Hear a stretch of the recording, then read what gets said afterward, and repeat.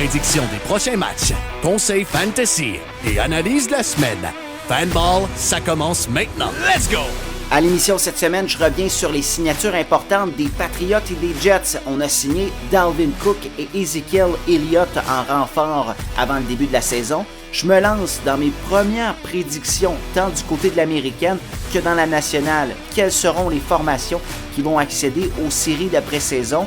Et je parle des matchs à surveiller pour le calendrier préparatoire de la deuxième semaine. Bon épisode!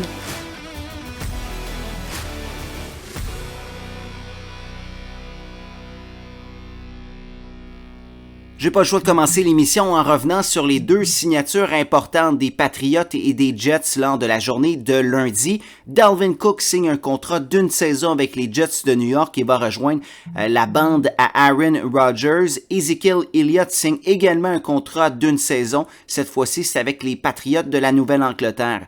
Ça fait en sorte qu'il y a beaucoup de changements dans mes prédictions de fantasy football parce que Dalvin Cook va aller gruger beaucoup d'essais à Breece Hall. Dalvin Cook, c'est un joueur d'expérience, même si Aaron Rodgers n'a pas joué avec Cook par le passé, contrairement à quelques receveurs de passe, il le connaît très bien. Les deux ont joué dans la même division dans la nationale au football, donc un pour les Vikings, l'autre pour les Packers. On jouait assurément 2 matchs par saison entre les deux formations, donc on se connaît. Et on connaît aussi la réputation d'Aaron Rodgers. Rodgers aime travailler avec des joueurs qui ont de l'expérience. C'est pour cette raison que c'était un peu bizarre lorsqu'on avait annoncé l'échange avec les Jets de New York parce que les Jets avaient beaucoup d'éléments qui étaient extrêmement jeunes. Entre autres avec Wilson à la position de receveur de passe et Breece Hall pour le porteur comme position de porteur de ballon. Selon moi, Aaron Rodgers va se sentir plus à l'aise de travailler avec Dalvin Cook qu'un Breece Hall. Breece Hall, on le sait, a eu une blessure très importante la saison passée, malgré un bon début de saison, un très bon début de saison, je vous dirais. Il va se remettre tranquillement de cette blessure et ça se pourrait que le Breece Hall soit pas le même Breece Hall de la saison dernière, justement, affecté encore avec cette blessure. Pour ce qui est de Dalvin Cook, il a également connu une blessure durant la saison morte, a été opéré et devrait rejoindre l'organisation new-yorkaise dans les prochaines semaines, dans les prochains jours. On parle d'un minimum d'1 semaine. Donc, Dalvin Cook pourrait peut-être être en uniforme pour le dernier match préparatoire, mais assurément, ça va être plutôt vers le premier match de la saison régulière. Donc, pour le premier match, peut-être Breece Hall va avoir l'avantage, mais au cours de la saison, Cook verra de plus en plus de charges de travail, d'après moi, avec les Jets de New York et ça risque d'influencer mon choix. Je vais m'abstenir de choisir soit Dalvin Cook ou Breece Hall justement parce que c'est du 50-50 dans cette organisation. On ne sait pas si Dalvin Cook va vraiment gruger autant de temps que je pense à Breece Hall et vice-versa. Donc, si vous avez votre repêchage de fantasy football dans les prochains jours, abstenez-vous de repêcher soit Breece Hall ou Dalvin Cook. On ne connaît pas assez de facteurs qui pourraient faire en sorte que ces choix deviennent extrêmement payants pour votre fantasy football. Contrairement à Ezekiel Elliott, Dalvin Cook a une réelle chance d'aller chercher la position numéro 1 comme porteur de ballon. Pourquoi je dis ça? Parce que j'ai vraiment l'impression que ça va être Stevenson avec les Patriots de la Nouvelle-Angleterre, mais je pense que ça va être un rôle de 65-35 pour Stevenson. Ezekiel Elliott, on va l'utiliser à certains moments clés, entre autres pour des jeux au sol. Stevenson a peut-être un petit avantage pour les jeux de passe lorsqu'on a besoin d'un receveur de passe, surtout pour les fameuses passes-pièges pour Stevenson. On le sait, dans la dernière saison, il était un peu plus spécialiste Stevenson des passes-pièges, contrairement à un Damien Harris. Mais pour les Patriots, c'est toujours bizarre de repêcher un porteur de ballon parce que oui, ça peut être payant, mais ils utilisent souvent 2 ou 3 porteurs de ballon dans un match, ce qui fait en sorte qu'il n'y a pas autant de jeux pour chacun qu'une autre formation, ce qui fait que Stevenson est peut-être beaucoup moins attrayant avec Ezekiel Elliott dans l'uniforme des Patriots qu'il l'était à peine il y a quelques jours. Dans les dernières années, on a vu souvent des tandems avec James White et Damien Harris ou LeGarrette Blount et White. La saison passée, c'était Damien Harris et Stevenson. Cette année, ça va être Stevenson et Elliott. Je crois que ça va être vraiment là, partagé là, pour les répétitions. Mais c'est quand même une bonne signature pour les Patriotes parce qu'on repose beaucoup sur un jeu au sol.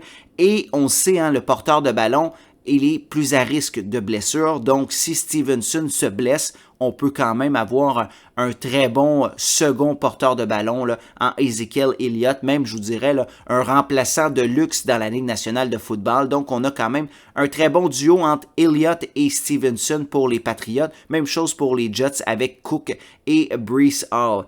Donc c'est deux bonnes signatures. Dalvin Cook a réussi à obtenir le contrat qu'il le souhaitait avec les Jets de New York en raison de Aaron Rodgers qui a accepté moins d'argent.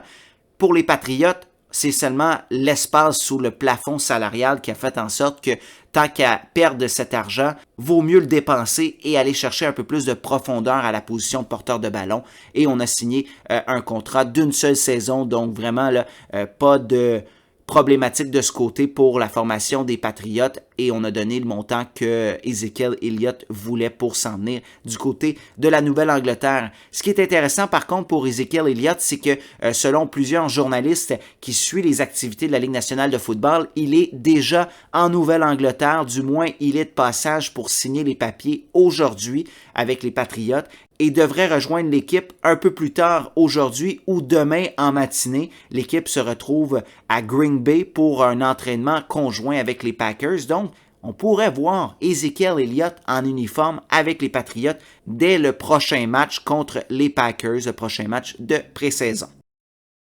Bon, ça fait quelques semaines que je vous en parle. Vous entendez le papier derrière moi. Là, j'ai imprimé le calendrier des 18 semaines d'activité dans la NFL pour les 32 formations également du circuit Goodell.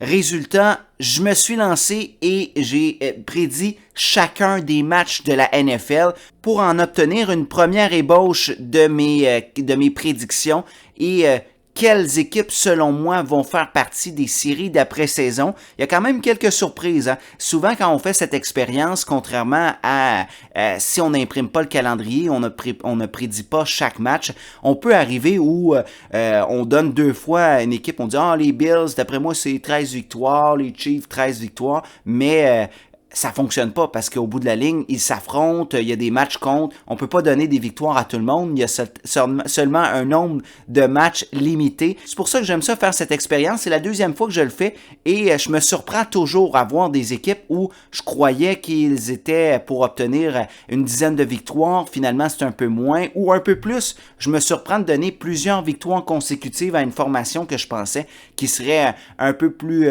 dans le fond du classement parce que justement je me rends compte que le calendrier est beaucoup plus favorable pour ces formations. Bon, j'ai commencé l'expérience avec la nationale. C'est beaucoup plus facile. Pourquoi? Parce que on sait très bien que dans les 16 formations de la nationale, il y en a peut-être 8 ou 9 qui peuvent vraiment accéder aux séries d'après-saison. Je commence par l'Est de la nationale. Sans surprise, les Eagles vont terminer premiers, 14 victoires et 3 défaites. Par la suite, les Cowboys, 9 victoires et 8 défaites. C'est peut-être un peu moins que ce que la moyenne prédise, mais quand même, 9 victoires pour les Cowboys. Les Giants, ça va vraiment être une saison plus difficile cette année. 5 victoires selon moi seulement, 12 défaites. Et les Commanders, sans surprise, vont terminer à 2 victoires seulement et 15 défaites. 2 victoires, je vous le dis tout de suite, ça va être la pire formation de la Ligue nationale de football. Par la suite, si on se dirige dans le nord de la nationale, et là, ça va être serré. Selon moi, c'est la division la plus compétitive. On va être très serré entre les positions 1 et 4, mais je donne l'avantage aux Vikings. 11 victoires, 6 défaites. Pourquoi les Vikings? Parce qu'ils ont un peu plus d'expérience que les Lions, les Bears et les Packers. On a accédé aux séries la saison dernière et à la position de corps arrière, on a un corps arrière qui a justement plus d'expérience, sait qu'est-ce qu'il faut faire pour remporter des matchs serrés. On l'a vu la saison passée là, avec quelque chose comme 8, 9 ou même 10 matchs là, qui ont été remportés là, avec seulement une différence d'une possession. Par la suite, c'est les Lions qui vont terminer deuxième dans la division, dans le nord de la nationale, avec 10 victoires et 7 défaites. Packers, Bears, 6 victoires pour les Packers, Bears 5 victoires, mais ça peut très bien être l'inverse. Je crois que même les Bears ont connu un meilleur match pré-saison avec Justin Fields que les Packers. Donc aujourd'hui, peut-être je donne un petit avantage aux Bears. On verra là, pour les matchs pré-saison, mais somme toute, les deux équipes, selon moi, ne feront pas les séries et vont arriver à court là, autour de 6 victoires pour les Packers et 5 ou 6 victoires pour les Bears. Si on se dirige dans le sud de la nationale maintenant, c'est les Saints qui vont terminer premiers. Je vous en parlais lors du dernier épisode. Les Saints, selon moi, sont une des seules équipes dans la nationale qui sont sûres de faire les séries d'après-saison en raison d'un calendrier très favorable. 12 victoires pour les Saints et seulement 5 défaites. Les Falcons terminent deuxième, 7 victoires et 10 défaites. Panthers, on sait, on a un jeune corps arrière, Bryce Young, 4 victoires et 13 défaites. On est toujours en mode reconstruction du côté de la Caroline. Et les Bucks vont terminer à 3 victoires et 14 défaites. Malheureusement pour Baker Mayfield, ça ne sera pas une saison là, facile pour son équipe à Tampa Bay. Si on se dirige dans l'ouest de la nationale maintenant, les 49ers terminent premiers, 14 victoires quand même et 3 défaites. Par la suite, là, je vais en surprendre quelques-uns. J'y vais avec les Rams avec 10 victoires. Et oui, ils vont chercher le chiffre magique des 10 victoires. D'habitude, lorsqu'on remporte 10 matchs, on a une réelle chance d'accéder aux séries d'après-saison. Les Seahawks, petite baisse de régime de ce côté, 6 victoires seulement et 11 défaites. Et les Cardinals, les Cards, vont terminer avec 3 victoires et 14 défaites. Même si un Kyler Murray va jouer plusieurs matchs, on sait qu'il ne sera peut-être pas prêt dès le début de la saison. Même s'il va jouer plusieurs matchs, les Cards ne sont pas de calibre selon moi. La défensive est vraiment plutôt faible si on la compare à la moyenne de la Ligue nationale de football. Et avec l'attaque, on a un bon jeu au sol avec un duo Murray et James Conner, mais par la suite, c'est plutôt faible comme receveur de passe. On a seulement Hollywood Brown qui va aller chercher quelques verges importants, quelques points importants là, pour vos fantasy football, mais pour le reste, j'opterais pour d'autres joueurs. Donc, résultat dans la nationale, position numéro 1, les Eagles. Numéro 2, les 49ers. À la position numéro 3, c'est les Saints.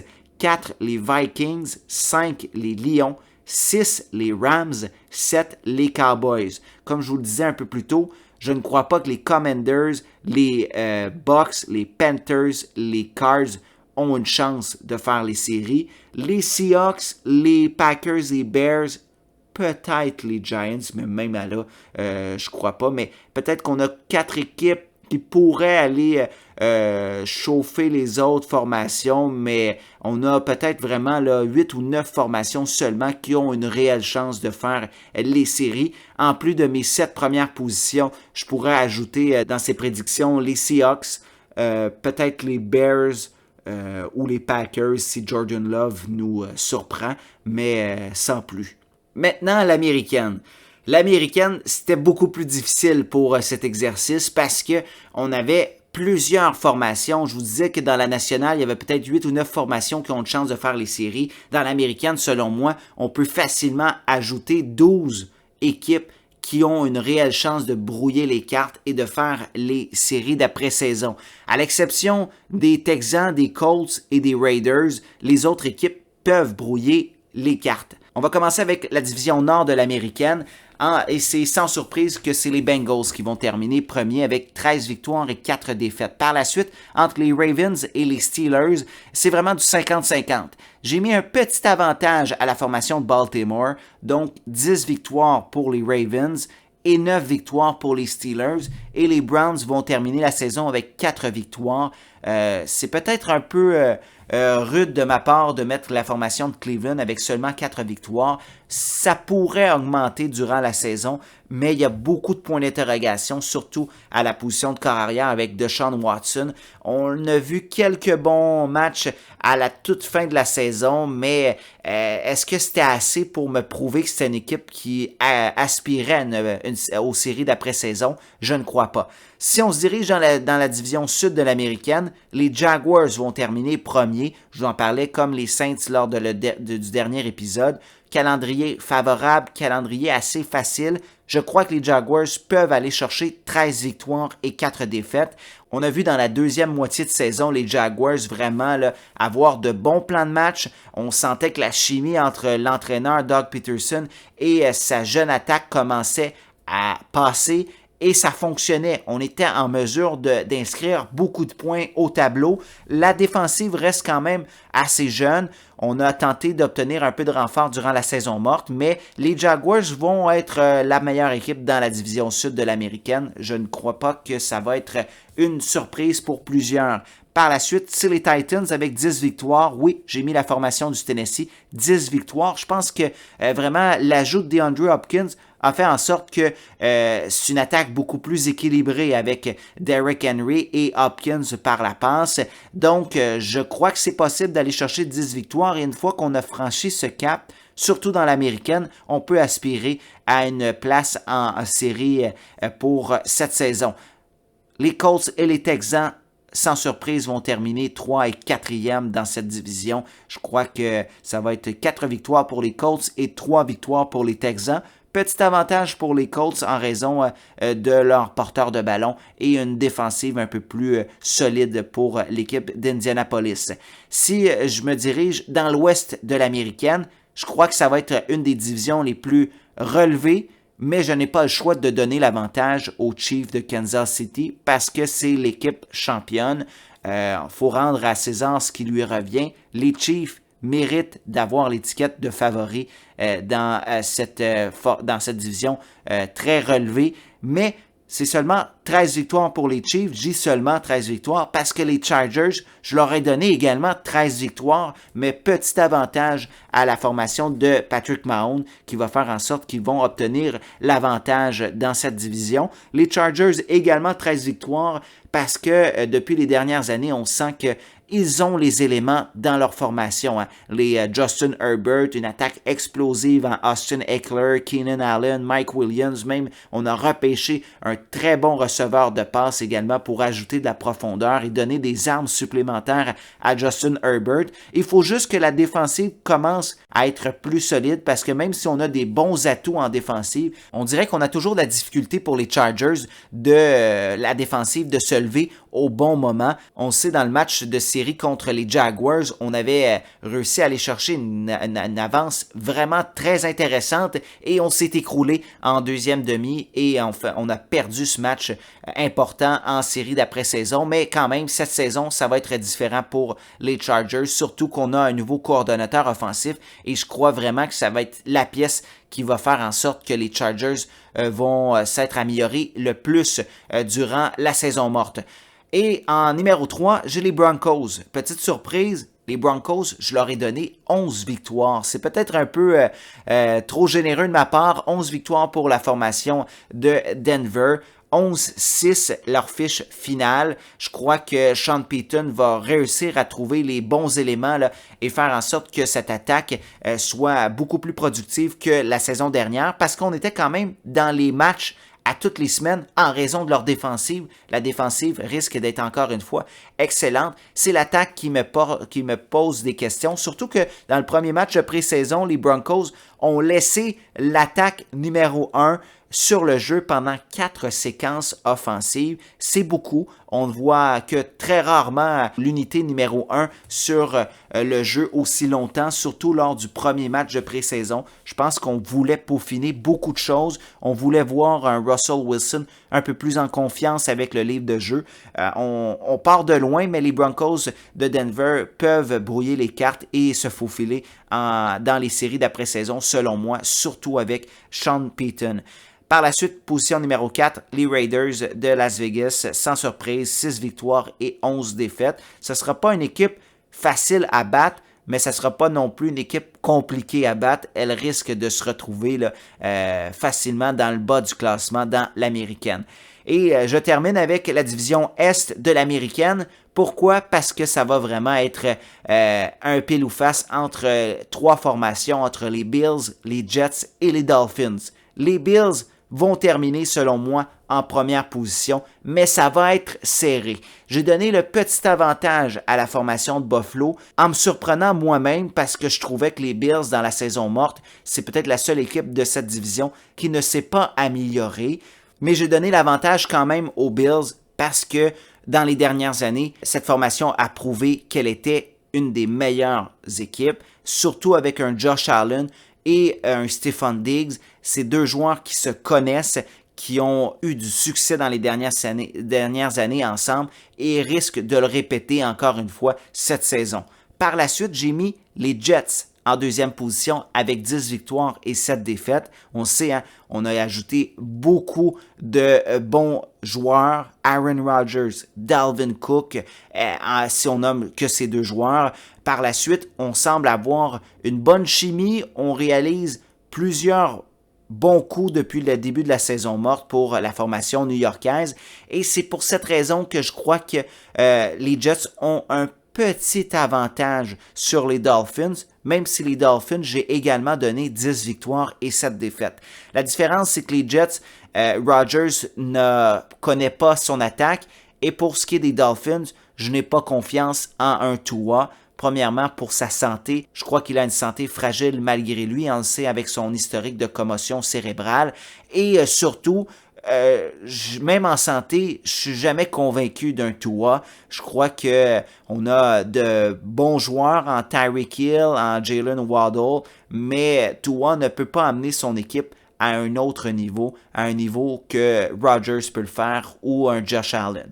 Et en quatrième position, les Patriots. 9 victoires quand même, 9 victoires, 8 défaites, vous savez que c'est mon équipe. Je ne crois pas que les Patriots ont une chance d'avoir plus que 9 victoires. Ils peuvent certainement avoir moins de 9 victoires, mais je pense que les Patriots, avec la défensive qu'ils ont, ça va toujours être des matchs serrés, des matchs compliqués pour les autres formations. Et on sait, hein, le calendrier est extrêmement difficile dans l'Est de l'américaine. Il suffit que les Patriots causent une surprise et que les Jets ou les Dolphins ou les Bills échappent un match qu'ils ne devaient pas et le classement peut bouger. Et ça ferait en sorte que les Patriots pourraient terminer avec une fiche de 9 victoires et 8 défaites et se retrouver quand même à la position numéro 4 dans l'américaine. Ça vous prouve un peu la force de cette division parce que les Patriots, je leur donne 9 victoires, même si on leur donne 8 victoires et 9 défaites. 8 victoires dans la nationale, on pourrait presque aspirer à une place de série d'après-saison. 9 victoires pour les Patriots, c'est autant que ce que j'ai donné pour les Cowboys de Dallas. C'est une défaite de plus que les Lions qui, pour certains, là, sont presque assurés de faire les séries d'après-saison. Et on serait deuxième dans la division sud, on serait presque deuxième dans la division ouest de la nationale. Donc, si les Patriots jouaient dans la nationale, on aurait vraiment une meilleure chance de faire les séries. Dans l'américaine, ça va être extrêmement difficile. Résultat, première position dans l'américaine, les Bengals. Deuxième position, les Chiefs. Troisième, Jaguars. Quatrième, Bills. Cinquième, les Chargers. Sixième, les Broncos. Mais à partir de la sixième place, 6-7, ça va être très serré. Je crois que ça va être... il y a plusieurs équipes qui peuvent aspirer, mais j'ai donné le petit avantage aux Broncos à la sixième position et j'ai mis les Jets à la position numéro 7. Mais vous savez, hein, les Dolphins, les Ravens, les Steelers et les Broncos peuvent s'interchanger de position et ça va être extrêmement serré. C'est ça qui va rendre la saison 2023-2024 de la NFL très intéressante parce que dans l'américaine, ça va se jouer jusqu'à la dernière semaine pour savoir quelles sont les équipes qui vont accéder aux séries éliminatoires. Avant de terminer l'émission, je voulais seulement vous parler de la deuxième semaine d'activité pour le calendrier préparatoire des équipes. Je me suis noté quelques matchs que je vais surveiller. Entre autres, le premier match est samedi soir, les Bears contre les Colts. Les Bears, on sait, avec cette jeune attaque, Justin Fields a fait plusieurs bonnes passes lors du premier match de pré-saison. La semaine dernière et je voudrais le voir continuer son bon travail. Même chose pour les Colts, ça va être intéressant de voir le jeune corps arrière Richardson avec un match de plus d'expérience dans le corps. Par la suite, j'ai encerclé également le match de samedi soir à 8h30, les Broncos. Pourquoi les Broncos? Je vous en parlais. On a laissé Russell Wilson effectuer 4 séquences offensives. J'ai hâte de voir si on va connaître une amélioration pour les Broncos parce que si on ne voit pas de changement, et là on affronte la défensive des 49ers, une défensive beaucoup plus impressionnante que celle des Cards, si je ne vois pas d'amélioration, peut-être que je vais réaliser que mon 11 victoires pour les Broncos est beaucoup trop ambitieux. Et le dernier match que j'ai encerclé sur mon calendrier, c'est dimanche à 19h entre les Saints et les Chargers. C'est deux bonnes équipes. Les Chargers risquent de faire commencer quelques partants là, dans ce match. Et les Saints, je veux encore voir la chimie entre Derek Carr et un Alvin Kamara. Kamara et Carr ont vraiment été très bons lors du premier match. Carr a souvent fait quelques passes à son porteur de ballon dans son option de dépannage et Kamara en a profité et ça serait très intéressant de voir un Alvin Kamara connaître une bonne saison comme il a connu avec un Drew Brees. Donc, ça va être sûrement ces matchs que je vais surveiller pour voir un peu la chimie là, entre les joueurs. Je vais voir pour les Chargers quelle sera la cible de prédilection pour Justin Herbert. Est-ce qu'on va aller à un Keenan Allen, un Mike Williams, le receveur recru également. Donc, on a plusieurs options et je veux savoir qui je vais repêcher. Est-ce que je repêche Keenan Allen ou un Mike Williams un peu plus haut dans mon repêchage Fantasy Football? Voilà ce qui complète le 4e épisode du balado Fanball. Si vous avez aimé l'émission, cliquez sur le bouton j'aime ou partagez l'épisode. Ça serait très apprécié de ma part. Sinon, vous pouvez toujours me proposer des sujets pour la prochaine semaine pour le balado Fanball. Sur ça, merci d'être à l'écoute. Je vous souhaite de passer une excellente semaine et surtout, bon football.